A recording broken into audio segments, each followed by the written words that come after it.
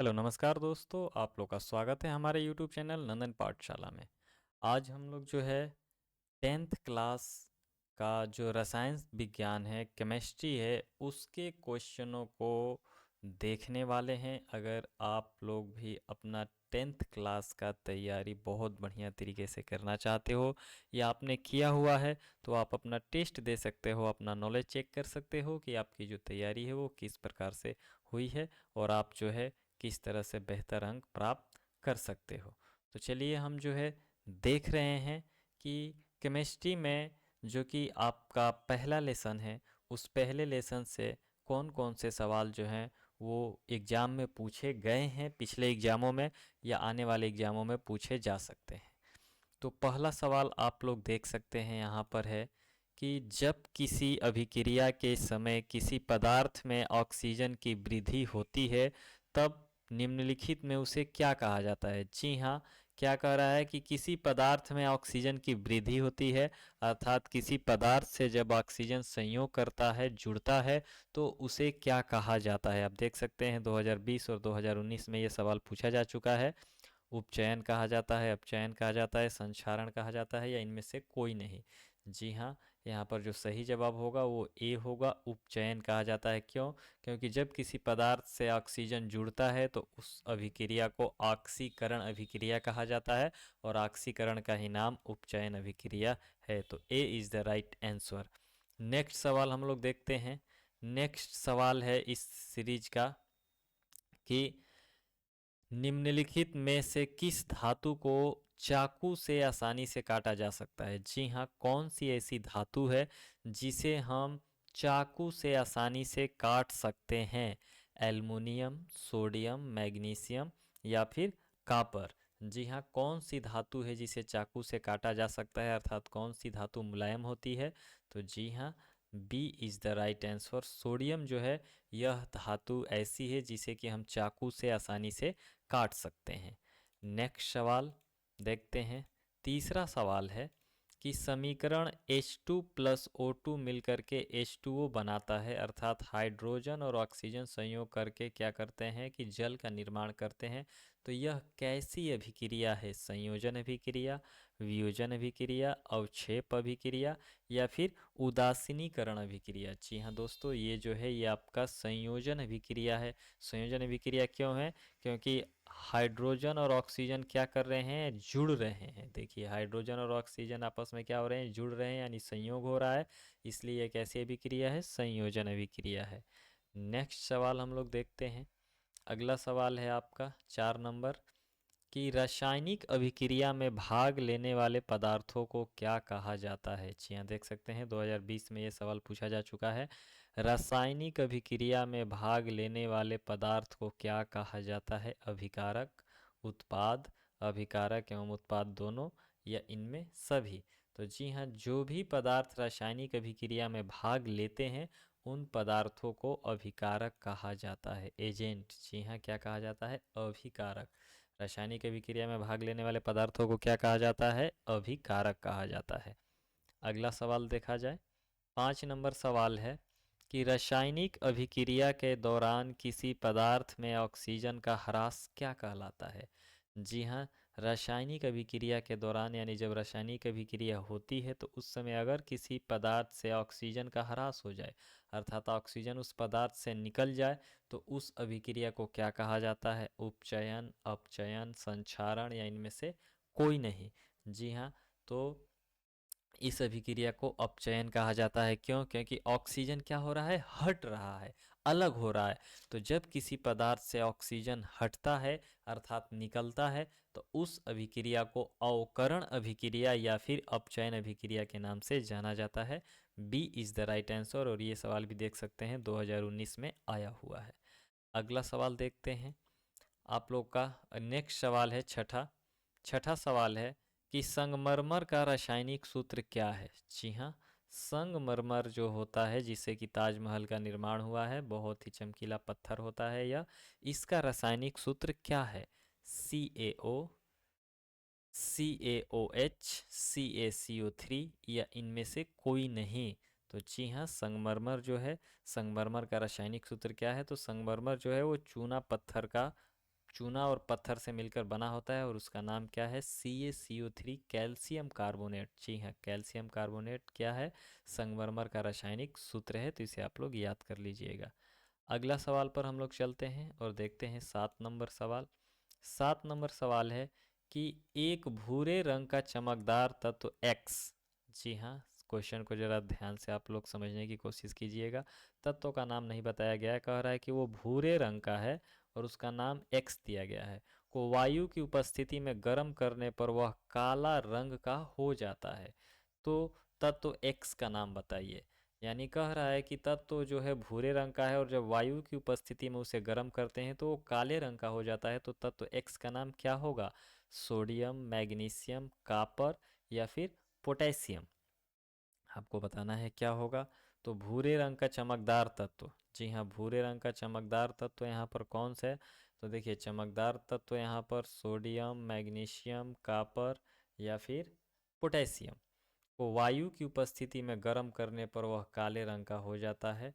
तब तत्व का नाम बताइए। जी हाँ, तो वायु की उपस्थिति में गर्म करने पर काले रंग का हो जा रहा है, तो वो तत्व कौन सा होगा?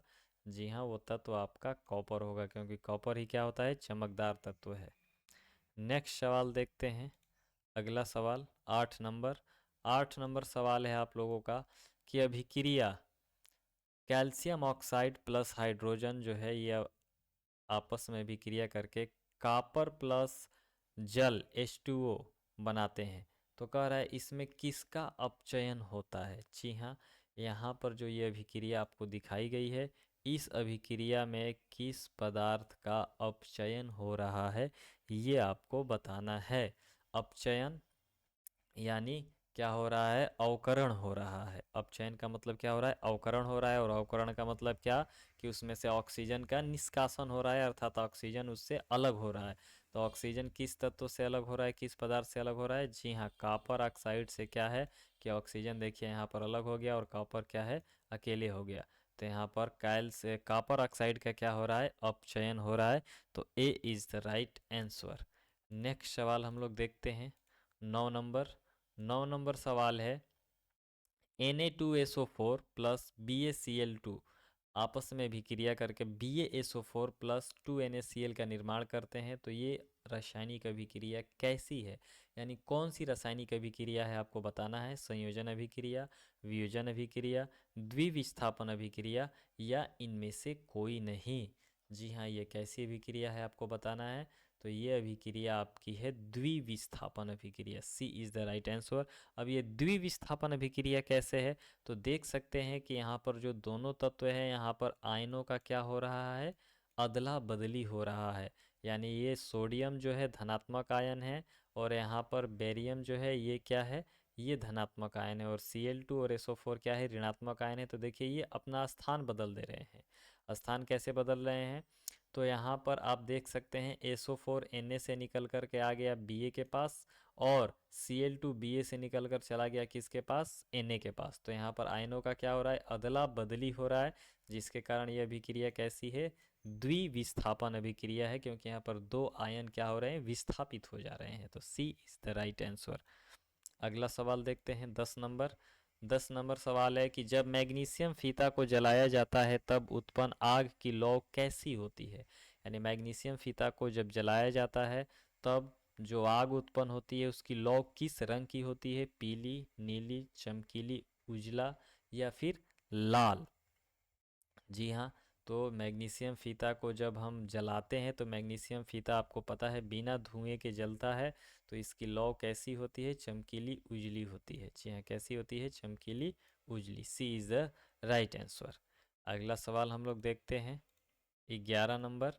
11 नंबर सवाल है कि नीचे दी गई प्रतिक्रिया किस प्रकार की है, अर्थात ये जो अभिक्रिया है ये किस प्रकार की अभिक्रिया है, आपको बताना है। Zn प्लस CuSO4 अर्थात जिंक प्लस कॉपर सल्फेट अभिक्रिया करके जिंक सल्फेट प्लस कॉपर का निर्माण करते हैं। संयोजन अभिक्रिया है, विस्थापन अभिक्रिया है, द्विविस्थापन अभिक्रिया है या अपघटन अभिक्रिया है? जी हाँ, ये केवल कैसी अभिक्रिया है? विस्थापन अभिक्रिया है। विस्थापन अभिक्रिया कैसे है? तो देख सकते हैं कि यहाँ पर जो कॉपर सल्फेट है, तो कॉपर सल्फेट से सल्फेट क्या हो रहा है? विस्थापित हो गया, और विस्थापित होकर किसके पास चला गया? जिंक के पास चला गया, और जो कॉपर है वो क्या हो गया? अकेले हो गया। तो जिंक ने कॉपर सल्फेट से कॉपर को क्या किया? विस्थापित कर दिया और जिंक सल्फेट का निर्माण कर दिया। तो ये कैसी अभिक्रिया है? विस्थापन अभिक्रिया है। B is the right answer. अगले सवाल की ओर चलते हैं और अगला सवाल हम लोग देखते हैं। 13 नंबर सवाल है कि साग सब्जियों का विघटित होकर कंपोस्ट बनना किस अभिक्रिया का उदाहरण है? जी हाँ, जो हरी साग सब्जियाँ होती है या जो हरा कचरा होता है, वो विघटित होकर कंपोस्ट में परिवर्तित हो जाता है। तो यह किस अभिक्रिया का उदाहरण है? ऊष्माशोषी, ऊष्माक्षेपी, उभयगामी या फिर प्रतिस्थापन अभिक्रिया। देखिए यहाँ थोड़ा कन्फ्यूजन करने वाला सवाल है, आपको समझ के जवाब देना है। साग सब्जियों का विघटित होकर कंपोस्ट बनना किस अभिक्रिया का उदाहरण है? ऊष्माशोषी, ऊष्माक्षेपी, उभयगामी या प्रतिस्थापन। जी हाँ, ये ऊष्माक्षेपी अभिक्रिया होती है। क्यों? क्योंकि जब साग सब्जियाँ विघटित होती हैं, सड़ती है, तो वहाँ से क्या होता है? ऊष्मा का निर्माण होता है। जी हाँ, तो ये कैसी अभिक्रिया है? ऊष्माक्षेपी अभिक्रिया। नेक्स्ट सवाल की ओर चलते हैं और नेक्स्ट सवाल हम लोग देखते हैं। नेक्स्ट सवाल है कि श्वसन किस प्रकार की रासायनिक अभिक्रिया है? जी हाँ, देखिए 2016 और 2022 में ये सवाल आ चुका है। श्वसन किस प्रकार की रासायनिक अभिक्रिया है? उपचयन, संयोजन, ऊष्माक्षेपी या ऊष्माशोषी। जी हाँ, श्वसन किस प्रकार की रासायनिक अभिक्रिया है? उपचयन, संयोजन, ऊष्माक्षेपी या ऊष्माशोषी आपको बताना है। तो श्वसन जो अभिक्रिया होती है, वो श्वसन अभिक्रिया कैसी होती है? ऊष्माक्षेपी अभिक्रिया होती है। क्यों? क्योंकि श्वसन की क्रिया के फलस्वरूप शरीर में किसका निर्माण होता है? ऊष्मा का निर्माण होता है। नेक्स्ट सवाल हम लोग देखते हैं। अगला सवाल है, उपचयन वह प्रक्रिया है जिसमें होता है। जी हाँ, उपचयन अभिक्रिया में क्या होता है आपको बताना है। देख सकते हैं 2017 में भी ये सवाल पूछा गया है। उपचयन वह प्रक्रिया है जिसमें होता है, क्या होता है? ऑक्सीजन का योग होता है, हाइड्रोजन का वियोग होता है, इलेक्ट्रॉन का त्याग होता है या फिर इनमें से सभी होता है। जी हाँ, उपचयन वह अभिक्रिया है जिसमें होता है, आपको बताना है। ऑक्सीजन का वियोग होता है। जी हाँ, ऑक्सीजन का वियोग होता है। हाइड्रोजन का नहीं, यहाँ पर देख सकते हैं ऑक्सीजन का योग होता है, अर्थात ऑक्सीजन जुड़ता है। तो जी हाँ, ऑक्सीजन जुड़ता है उपचयन अर्थात ऑक्सीकरण अभिक्रिया में। हाइड्रोजन का वियोग होता है, अर्थात हाइड्रोजन अलग होता है। उसके बाद कह रहा है इलेक्ट्रॉन का त्याग होता है। जी हाँ, इलेक्ट्रॉन का त्याग भी होता है। ये दो चीज़ को तो आपने पढ़ा होगा, ये चीज़ कहीं कहीं मिलती है पढ़ने के लिए। तो यहाँ पर जो राइट आंसर है वो आपका डी हो जाएगा, इनमें से सभी।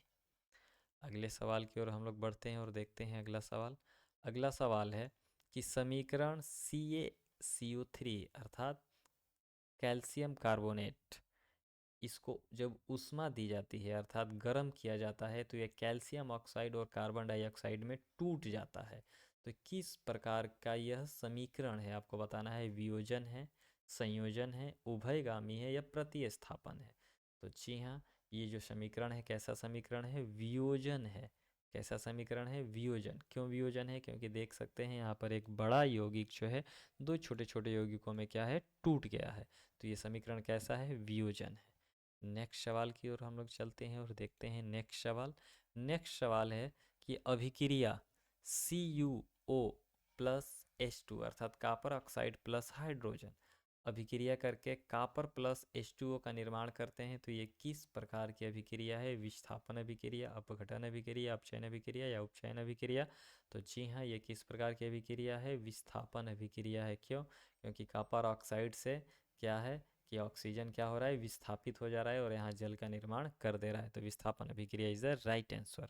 अगले सवाल की ओर बढ़ते हैं और देखते हैं हम लोग अगला सवाल है हम लोगों का कि समीकरण Cu+O2 यानी कॉपर प्लस ऑक्सीजन अभिक्रिया करके कॉपर ऑक्साइड का निर्माण करते हैं, तो ये कैसी अभिक्रिया है आपको बताना है। अपघटन है, ऑक्सीकरण है, उदासीनीकरण है या फिर अवक्षेपण अभिक्रिया है। ये किस प्रकार की अभिक्रिया है ये आपको बताना है।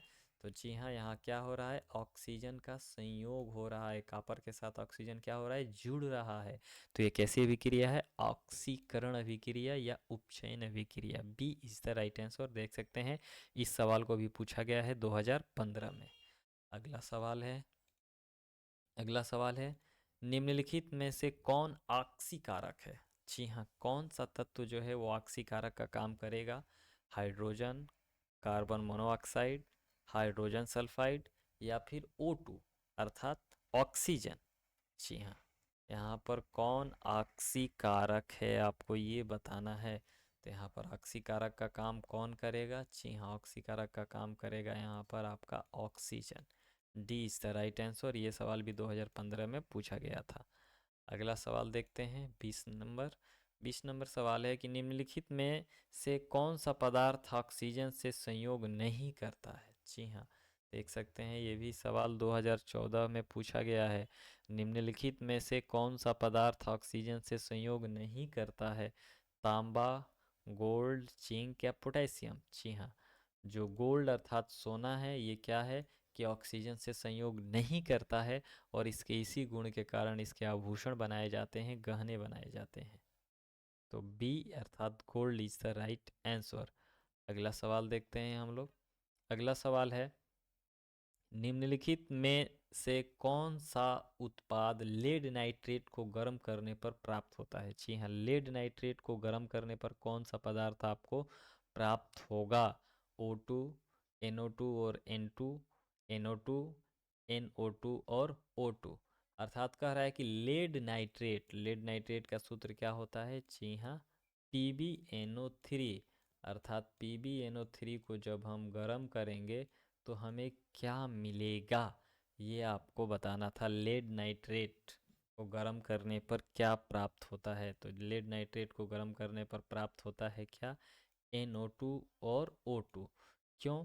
क्योंकि यहाँ पर जो लेड नाइट्रेट को जब हम गर्म करते हैं तो यहाँ पर देख सकते हैं नाइट्रोजन, और यहाँ पर एक नाइट्रोजन है और 3 ऑक्सीजन है, तो NO2 और O2 के रूप में ये क्या होता है? टूट जाता है।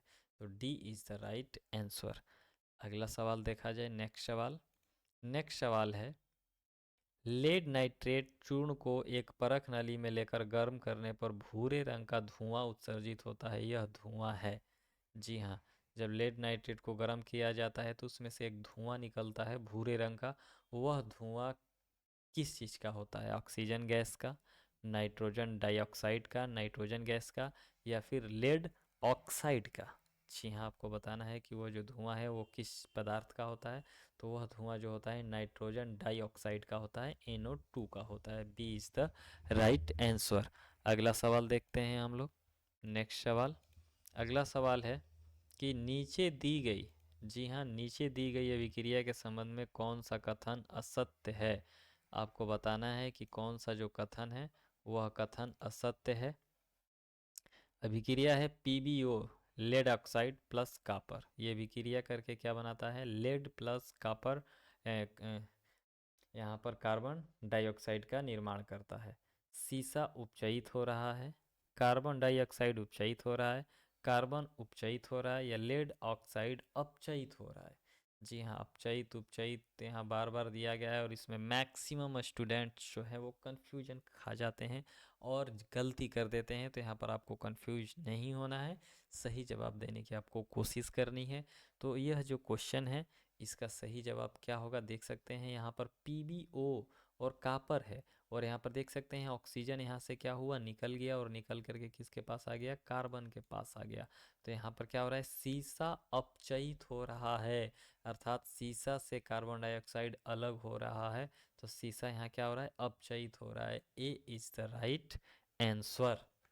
चलिए, तो इस प्रकार से हमने क्या देखा कि केमिस्ट्री के देखिए एक ही चैप्टर में एक ही क्लास में हम सभी क्वेश्चनों को कवर नहीं कर सकते हैं, पार्ट वाइज करके हम कवर करेंगे ताकि आप लोग भी बोर ना होइए।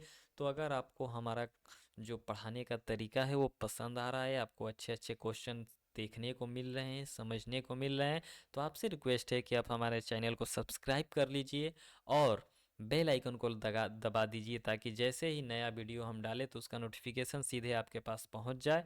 तो आप हमारी वीडियो को लाइक भी करते रहिए ताकि हमको और भी ज़्यादा मोटिवेशन मिलता रहे इस प्रकार के वीडियो बनाने के लिए, आपके लिए मेहनत करने के लिए। तो मिलेंगे फिर एक बार एक नए टॉपिक के साथ।